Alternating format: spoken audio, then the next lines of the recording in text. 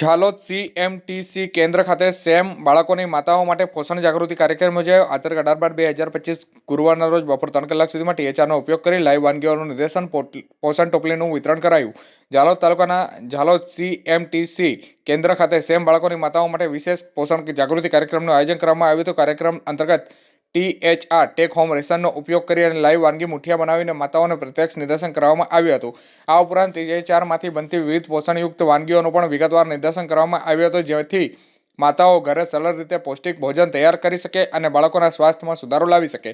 CMTC કેન્દ્રની કામગીરીમાં જે હાલ કુલ 10 સેમ બાળકોનો દાખલ હતા. સાથે સાથે વિસ્તારના અન્ય સેમ બાળકોની માતાઓને પણ બાળકોને CMTCમાં દાખલ કરવા માટે યોગ્ય માર્ગદર્શન આપવામાં આવ્યું હતું. કાર્યક્રમ દરમિયાન સેમ બાળકોની માતાઓને પોષણ ટોપલીનું વિતરણ કરવામાં આવ્યું હતું, જેથી બાળકોને ઘરેથી પૂરતું અને સંતુલિત પોષણ મળી રહે.